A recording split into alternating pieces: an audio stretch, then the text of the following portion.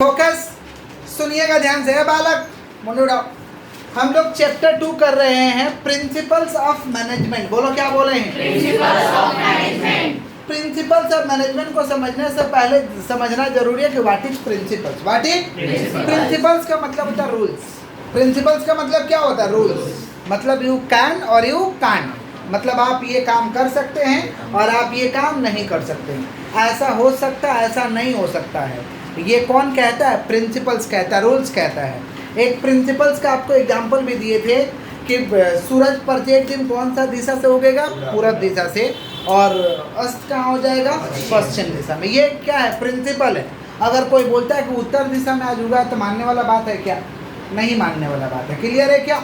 माने the sun rises in east and setting west. समझ पा रहे हैं क्या बोले कि नहीं समझ पा रहे? तो ये क्या है? प्रिंसिपल्स है। कोई उल्टा सीधा बोलेगा तो आप मानिएगा, नहीं मानिएगा।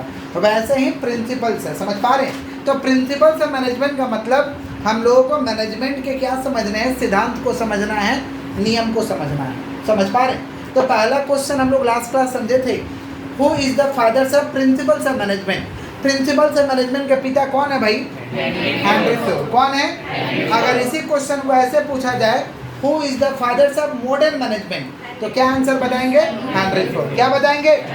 और who is the fathers of scientific principles of management? F W. Taylor.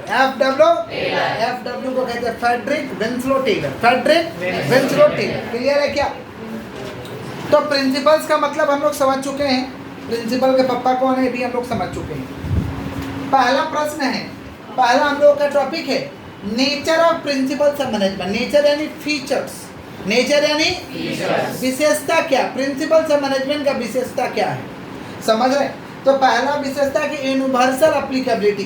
जो principles of management Henry Ford ने 14 ठो दिया था, वो प्रिंसिपल्स हर जगह लागू हो जाएगा। हर जगह, हर ऑर्गेनाइजेशन पे हर जगह एप्लीकेबल हो जाएगा। इसको हम क्या कहेंगे? Universal applicability. बोलो क्या बोले? तो पहला क्या फीचर सर? दूसरा जनरल गाइडलाइंस है। जनरल जो principles of management Henry Ford ने 14 ठो दिया, वो एक क्या जनरल गाइडलाइंस है। आपको साधारण तौर पे गाइड कर देगा, ऐसे से करिए। मान लीजिए आप काम नहीं कर पा रहे अकेला, तो काम का डिवाइड कर दीजिए। आप अपने को कुछ काम ले लीजिए, वर्कर को कुछ काम दे दीजिए, आपका काम आराम से होने लगेगा। पहला प्रिंसिपल तो यही था ना, division of work. Division of, हम मान लो काम बहुत ज़्यादा कर नहीं पा रहे तो कुछ काम दे दो, कुछ काम खुद करो, सॉल्यूशन हो गया।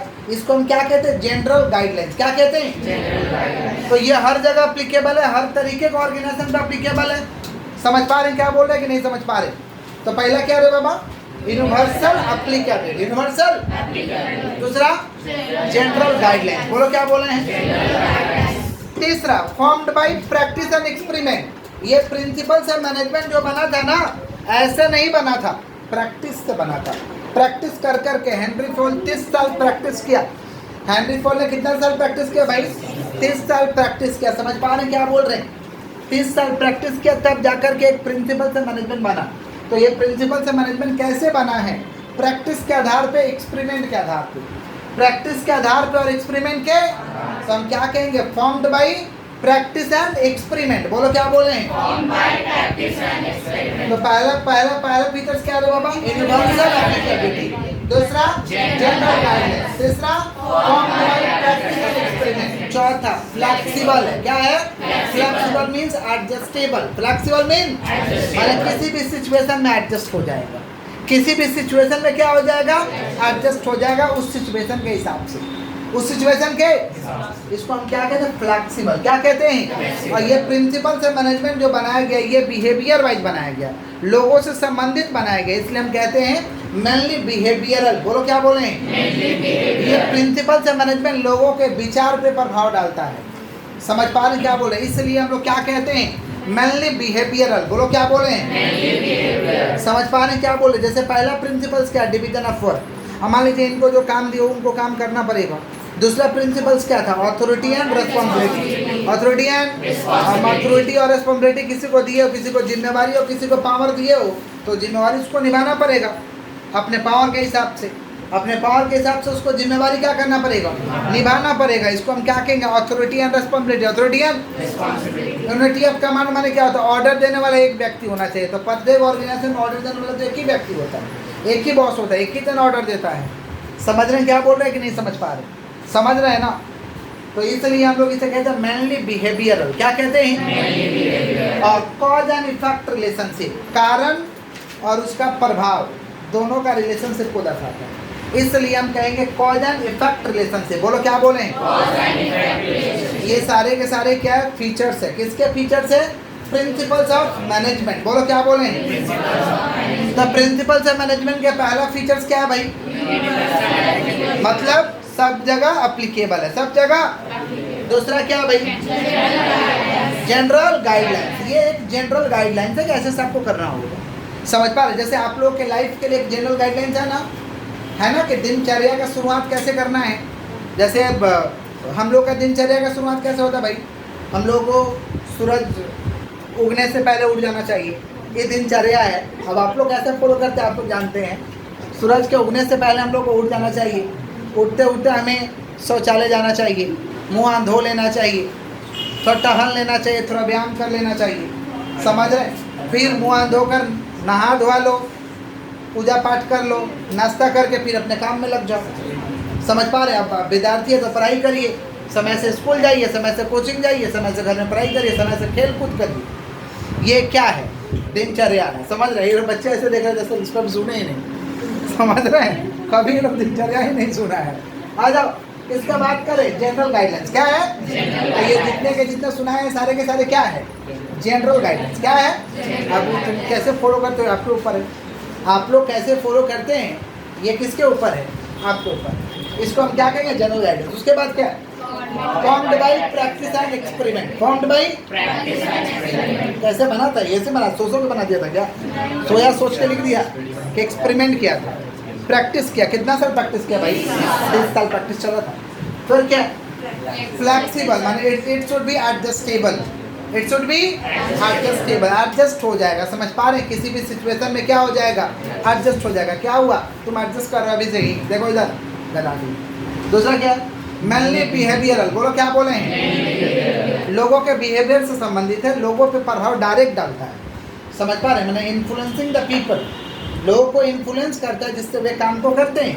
इसको हम कहते हैं मेनली बिहेवियरल। क्या कहते हैं? और फिर क्या है? Cause and effect relationship. Cause and किसके संबंध को दर्शाता है भाई? Cause and effect. Cause and अब बहुत ज़्यादा काम पड़ गया तो डिवाइड कर दिए, कारण है काम डिवाइड करने का। और इफेक्ट क्या है कि बहुत ज़्यादा पर अकेला प्रेशर हो जा रहा, काम का डिवाइड कर देंगे तो उतना प्रेशर नहीं होगा, काम स्मूथ फ्लो से बढ़िया से होगा। इसको हम क्या कहेंगे? Cause and effect relationship. बोलो क्या बोले? क्लियर है? पक्का? एक बार वापस से बोलो। पहला क्या? दूसरा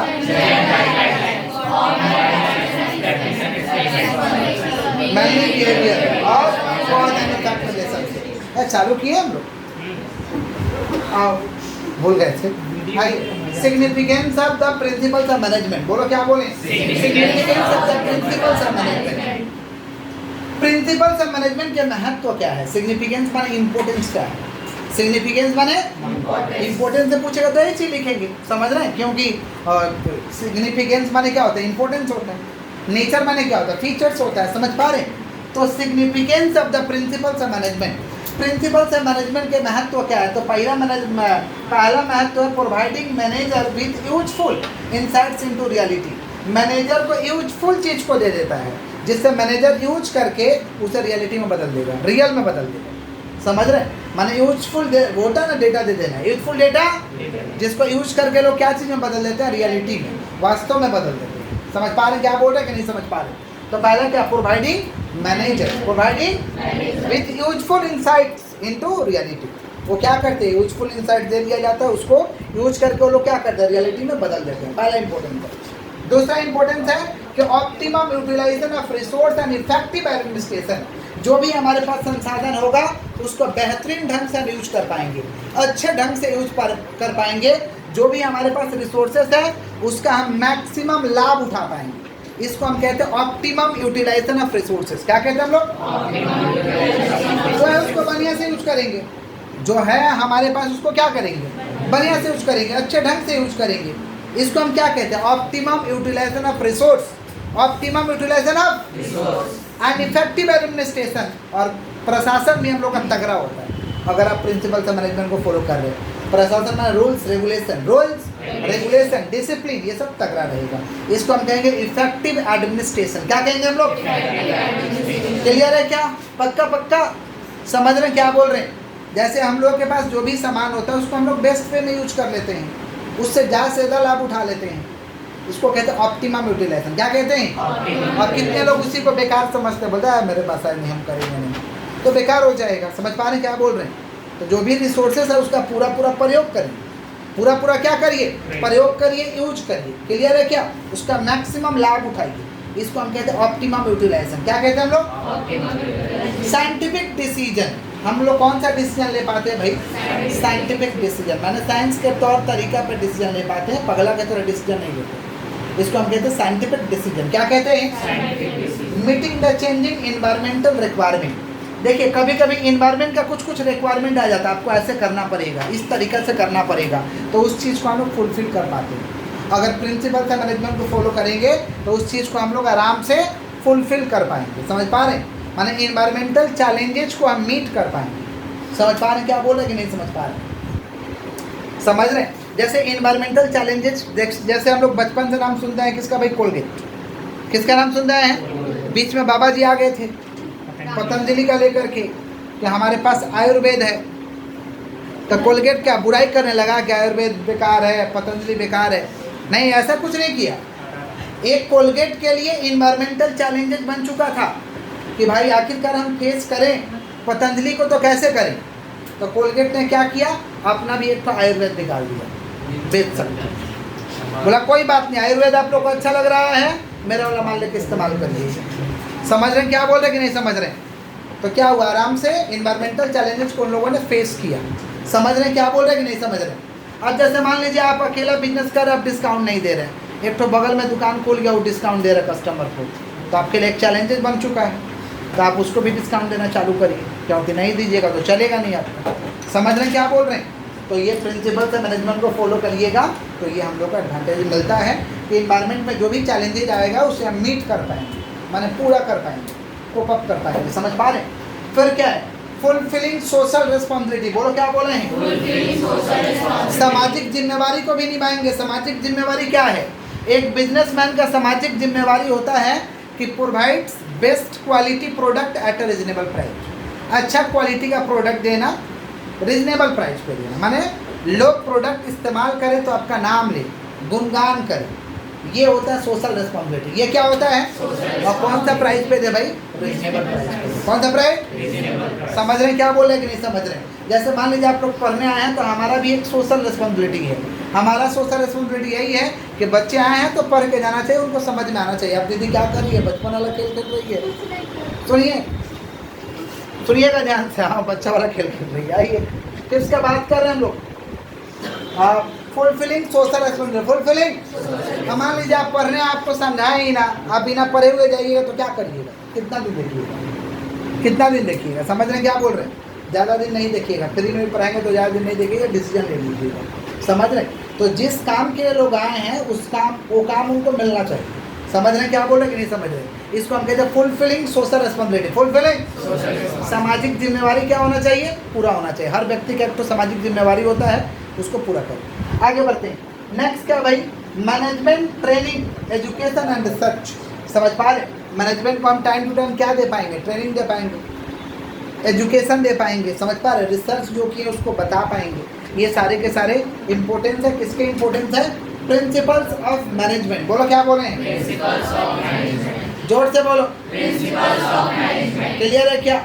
नेक्स्ट है हम लोग का साइंटिफिक प्रिंसिपल्स ऑफ मैनेजमेंट। बोलो क्या बोले हैं? Scientific principles of management. इसके पापा का क्या नाम है भाई?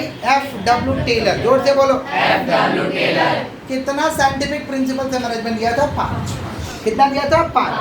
5 प्रिंसिपल से मैनेजमेंट को दिया था। F.W. टेलर ने कितना प्रिंसिपल से मैनेजमेंट को दिया था? 5। हेनरी फोर्ड ने कितना प्रिंसिपल दिया था? 14। और ये F.W. टेलर ने कितना प्रिंसिपल दिया? 5। पहला देखिए क्या है? पहला है science and not rule of thumb. बोला गया साइंस जो है ना, साइंस जो है उसको रूल ऑफ थंब के तौर पे इस्तेमाल मत करिए। रूल ऑफ थंब का मतलब होता है कि आप जो भी डिसीजन ले रहे हो प्रैक्टिस के आधार पर मत लीजिए कि ऐसा हुआ था तो ऐसा होगा। प्रैक्टिस के आधार पर मत करिए। हर काम का एक साइंटिफिक तरीका होता है, एक साइंटिफिक मेथड से करिए, साइंटिफिक तरीका से करिए, ताकि आपको बेस्ट वाला रिजल्ट मिल सके। समझ रहे हैं क्या बोल रहे हैं कि नहीं समझ रहे हैं?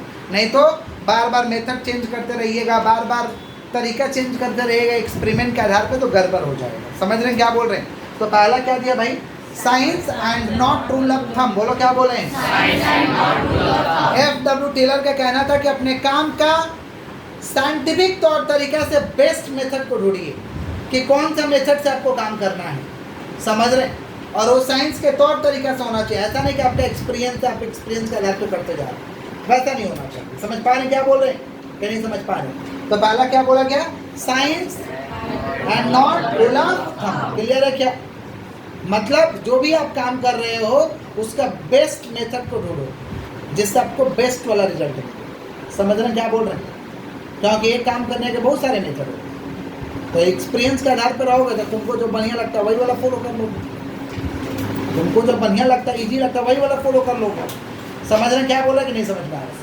जैसे मान लीजिए जिनको कंप्यूटर नहीं चलाने आता है, उनको क्वेश्चन पेपर बनाना है तो वो लिखना ज़्यादा पसंद करेंगे, क्योंकि उनको चलाने नहीं आता है, तो वो लिखना पसंद करके पेपर देंगे। और मान लीजिए जमाना टाइपिंग खोज रहा है तो क्या वो चल पाएंगे? तो रूल ऑफ थंब हो गया, गड़बड़ हो जाएगा उनका। समझ रहे हैं? लेकिन जमाना टाइपिंग दीजिए, क्या दिक्कत है? समझ रहे हैं क्या बोल रहे हैं कि नहीं समझ रहे हैं? यही बात समझाने का यहाँ पे कौन कोशिश किए हैं? F.W. टेलर। कौन कोशिश किए हैं? कुछ ऐसे स्कूल हैं जो अपने बच्चे का अभी भी एग्जाम वो लोग लिख के ही ले लेते हैं, लिख के ले लेते हैं, लिख के ले लेते हैं। समझ पा रहे हैं क्या बोल रहे हैं? तो जमाना तो ऐसे नहीं बोल रहे हैं, जमाना ऐसे बोल रहा है क्या? स्कूल का पेपर आप लोग क्या उम्मीद करते हैं? कैसा होना चाहिए? टाइपिंग वाला होना चाहिए। समझ पा रहे हैं क्या बोल रहे हैं? कोचिंग का पेपर लिखा हुआ मिल सकता है तो आप लोग एडजस्ट कर लेंगे, जाने तो कोचिंग है, कोई दिक्कत नहीं, मैनेज कर लेंगे। अरे हम लोग नहीं देते हैं भाई, हम लोग देते हैं तो टाइपिंग देते हैं। चलो समझ पा रहे हैं? क्योंकि हम लोग को लिखना पसंद नहीं है। उससे कम समय में टाइपिंग होता है, उससे कम समय में बेस्ट टाइपिंग होती है। समझ रहे हैं क्या बोल रहे हैं? लेकिन जिनको दिक्कत है उनको तो वही वाला मेथड अच्छा लगेगा। किसका बात कर रहे हैं हम लोग? Science not rule of thumb. Clear है क्या? पक्का? एक बार कहानी क्या हुआ था कि एक मैम थी नर्सरी का, बच्चे को पेपर पेज में लिख के लाई। अब उनको तो बहुत हार्ड लग रहा था टाइपिंग वगैरह, जबकि वो टाइपिंग कभी नहीं करती है। तो लाई, बोली सर पेपर रेडी है, इसको जेरॉक्स करा के दे दीजिएगा। हमने खेला मजा चल रहा था। अरे पेपर रेडी आप दीजिए, बात खत्म करिए, आपका ड्यूटी खत्म होगा, लिख के दिया है ना, टाइपिंग हो जाएगा। टाइपिंग वाला आदमी है हम लोग। समझ रहे हैं? वो बोला कि यही दे दीजिए, हमें डुबाने तो लगी है, क्योंकि उनको ईजी लग रहा, वही चीज़ क्या लग रहा है उनको? ईजी लग रहा, तो उतना ही सोच पा रही है। लेकिन उतना सोचने से काम चलेगा नहीं, जमाना के हिसाब से चलना होगा। आगे बढ़ते हैं। Next, harmony not Discord. बोलो क्या बोले? हार्मोनी नॉट डिस्कॉर्ड का मतलब होता है भाईचारे के साथ काम करिए, मिलजुल करके काम करिए। प्रत्येक टीम को एक दूसरे के काम के महत्व को समझना होगा। समझ रहे? प्रत्येक लोगों को एक दूसरे के काम के महत्व को समझना होगा, नहीं तो कन्फ्लिक्ट हो जाएगा। कन्फ्लिक्ट माने डिसएग्रीमेंट हो जाएगा, मतभेद हो जाएगा। समझ पा रहे हैं क्या बोल रहे हैं? तो हमको ऑर्गेनाइजेशन में कैसे काम करवाना भाई? भाईचारे के साथ। समझ पा रहे हैं क्या बोल रहे हैं? जैसे मान लीजिए एक ऑर्गेनाइजेशन को चलाने के लिए 4-5 डिपार्टमेंट लगता है। जैसे परचेज डिपार्टमेंट परचेज का काम देखता है, सेल्स डिपार्टमेंट सेल्स का काम देखता है, फाइनेंस डिपार्टमेंट फाइनेंस का काम देखता है, HR डिपार्टमेंट HR का काम देखता है। 4 डिपार्टमेंट का नाम लिए, चारों डिपार्टमेंट का अपना अपना इंपॉर्टेंस है, अपना अपना महत्व है। समझ रहे हैं क्या बोल रहे हैं? अब मान लीजिए फाइनेंस डिपार्टमेंट वाला अपने आप को बहुत बढ़िया समझ रहा है, किसी को कुछ समझ ही नहीं रहा, तो मतभेद हो जाएगा ना। ऐसा नहीं होना चाहिए। फाइनेंस डिपार्टमेंट टीका है क्योंकि वो 3 डिपार्टमेंट काम कर रहे हैं, और 3 डिपार्टमेंट टीका है क्योंकि फाइनेंस डिपार्टमेंट काम कर रहे हैं। किसी का एक भी एब्सेंट हो जाएगा, गड़बड़ हो जाएगा। समझे क्या बोले? इसको हम क्या कहते हैं? Harmony not Discord. बोलो क्या बोले हैं? Harmony not Discord. मतलब हम लोगों को एक दूसरे का काम के महत्व को समझना चाहिए, और महत्व को समझते हुए भाईचारे के साथ काम करना चाहिए, क्योंकि सभी के काम के महत्व है, इम्पोर्टेंस है। समझ के क्या बोले? क्लियर है क्या? पक्का? इसको हम क्या कहेंगे? Harmony not Discord. बोलो क्या बोले? Harmony not Discord. फिर क्या है? Cooperation not individualism. अकेला काम करने से नहीं होगा। अगर आपको बहुत दूर तक जाना है तो अकेला काम करने से नहीं होगा। समझ रहे क्या बोले? कोऑपरेशन के साथ काम करना पड़ेगा। समझ रहे? मिलजुल करके काम करना पड़ेगा, टीम के साथ आपको काम करना पड़ेगा। समझ रहे क्या बोल रहे हैं? एक टीम में एक बार बहुत लोग बेस्ट थे, सुन लीजिएगा ध्यान से। एक ऐसा टीम था जिसमें जितने लोग थे काम करने वाले, सब लोग अपने आप में अद्भुत एक्सपर्ट थे, लोग एकदम एक्सपर्ट। समझ रहे हैं क्या बोल रहे हैं? लेकिन वो लोग कोऑपरेशन के साथ काम नहीं करते थे। सब अपने आप को हम वीर है तो हम वीर है, सब में एक अलग से एटीट्यूड था। काम को बेस्ट तरीक़ा से करते थे लेकिन एटीट्यूड था। समझ पा रहे हैं? तो उसका जो टीम लीडर था, टीम लीडर मतलब उसका हेड, एक दिन बुलाया सबको बंद कमरा में, ऐसा ही बंद कमरा था, बुलाया सबको। समझ रहे हैं क्या बोल रहे हैं? और बलून फुलाया, बलून जो होता है ना गुब्बारा, बलून को फुलाया, बात नहीं, और उस पर सबका नाम लिख दिया। बलून पे सबका नाम लिख दिया, चिपकाया नहीं। सुनो तो सही, का बर्थडे बन रहा है, आइए बेटा ये कहानी बिगाड़ देगा। सुनिए ध्यान से। तो क्या हुआ, सारे बैलून पे नाम लिखा, बैलून को रूम में उड़ाया, बैलून को रूम में उड़ाया, बोल दिया कि सभी लोग अपने अपने नाम के बैलून को खोज के लेके आए। समझ रहे हैं क्या बोल रहे हैं? सब लोग एक्सपर्ट थे, सब लोग खोजने में लग गए, लेकिन खोजने का चक्कर में फूट जा रहा था। किसी को किसी का बलून नहीं मिला, मतलब अपना बलून नहीं मिला। मान लीजिए खोज रहे थे लोग तो दूसरा का मिल जा रहा था, लेकिन खोजना किसका था? अपना था, अपना नहीं मिल रहा था, वो खोजने का चक्कर में फूट जा रहा था। रिजल्ट क्या हुआ कि सभी लोग कोशिश किए, समझ रहे हैं, लास्ट में किसी को अपना बैलून नहीं मिला, सारा बैलून फूट गया। समझ रहे हैं क्या बोल रहे हैं? फिर मैनेजर क्या किया, फिर से बैलून फुलाया, फिर से सबका नाम लिख दिया। समझ रहे हैं? लेकिन इस बार गेम का नियम को चेंज किया। इस बार गेम का नियम को किया कि जिसको जिसका बलून मिलेगा उसको दे देना है। उड़ाया बलून, उस समय क्या था कि अपना अपना बलून खोल।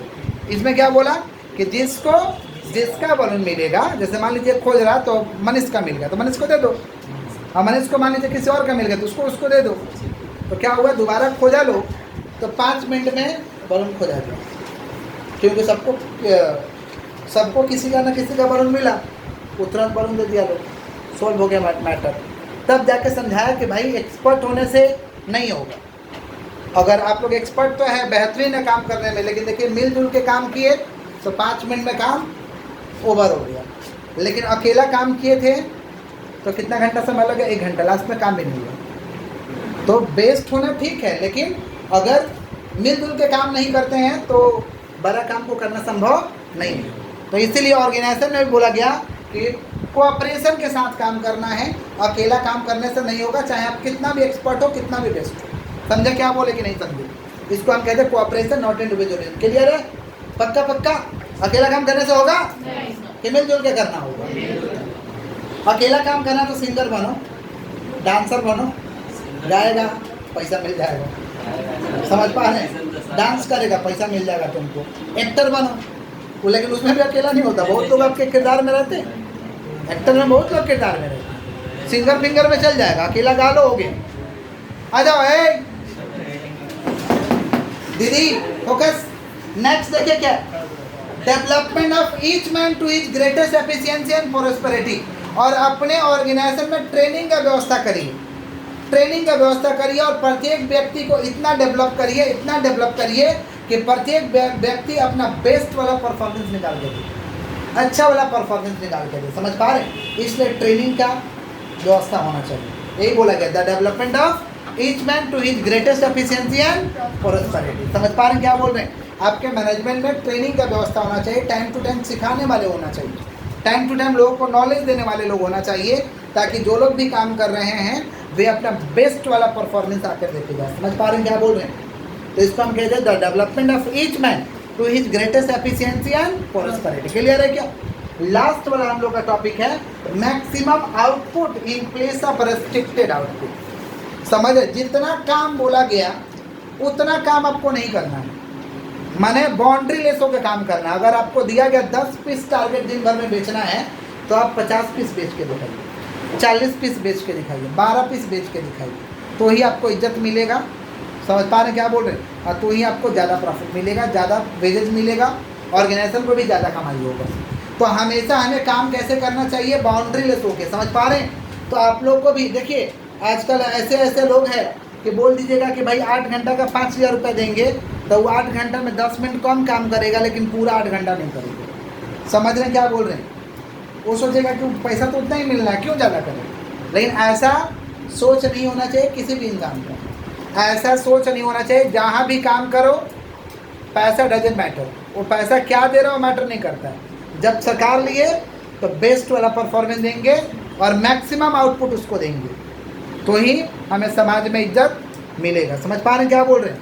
माने साधारण भाषा में अगर बात करें तो कोई 10 रुपया का काम दे तो उसको 100 रुपया का वैल्यू जनरेट कर देगा। समझ रहे? तो ही आपको इज्जत मिलेगा। इज्जत नहीं देगा तो इज्जत दिलवाएगा, बात खत्म है। समझ रहे हैं क्या बोल रहे हैं? लेकिन वो विद इन द बाउंड्री जो लोग काम करते हैं उनका कोई इज्जत नहीं होता, उनके खुद के नज़र में भी और लोग के भी नज़र में, और ये माल पानी में भी इज्जत नहीं होता। समझे क्या बोले? किसका बात कर रहे हैं हम लोग? Maximum output in place of restricted output. बोलो क्या बोले? माने जितना टारगेट मिला टारगेट से ज़्यादा काम करके दिखाओ, ज़्यादा अचीव करके दिखाओ, तो ही लाइफ में तरक्की होगा। समझे क्या बोले कि नहीं समझे? इसको हम कहते हैं maximum output in place of restricted output. समझ रहे हैं?